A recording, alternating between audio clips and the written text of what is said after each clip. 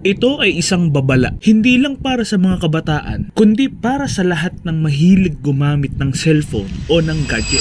Yan, kamusta kayo mga kamorge? Muli ay gagawa po tayo ng video at ito ay tungkol sa isang minor de edad na naimbalsamo ko dahil nga sa sobrang pagkahilig niya sa paglalaro ng online games sa kanyang cellphone. Gusto niyong malaman yung buong kwento? Tapusin mo yung video na to. So ito na nga mga kamorge, nangyari po ito medyo may katagalan na at bago-bago pa lang po akong nag-iimbalsamo nun. Ito yung mga panahon mga kamorge na nagsisimulang sumikat yung isang online game. Siyempre, hindi natin babanggitin kung ano yung laro na yun. Bago ako pumunta sa morgue, hindi ko pa alam na minor de edad yung babalsamuhin ko. Kaya pagdating ko ng morgue, chinek ko agad kung ano yung kalagayan ng gagawin ko. At nakita ko nga na batang lalaki at sa ganung pagkakataon, maku-curious ka talaga, di ba? Kung ano nga ba ang nangyari sa batang lalaki na to. Sigurado naman kahit kayo din, kapag ganun ang nakita nyo, maku-curious kayo kung ano nga ba yung naging dahilan ng pagpanaw ng bata. Kaya ako naman, hinanap ko agad yung death certificate para malaman ko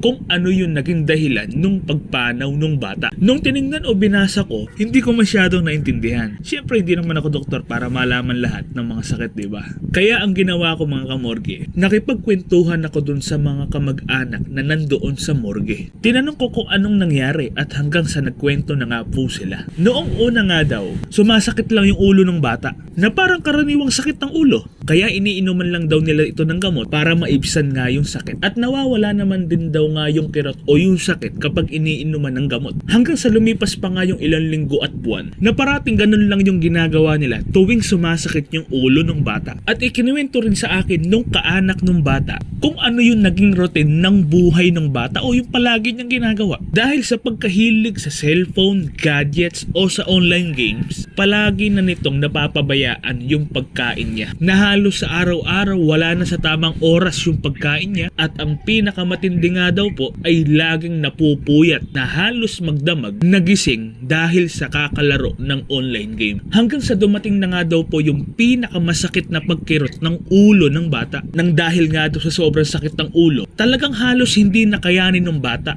na talagang inuuntog na nga daw ng bata yung ulo niya sa sahig o sa pader. At nang ipakonsulta nga nila yung bata, doon nila nalaman na dahil nga daw sa naging routine ng bata o sa naging lifestyle niya, kaya siya humantong sa ganong kalagayan. At hanggang sa huli na ang lahat, lumala na yung sakit ng bata at hanggang sa bawian na siya ng buhay. Mga kamorge, yung video ko pong ito ay magsilbing paalaala para sa ating mga kabataan at para din sa ating mga magulang.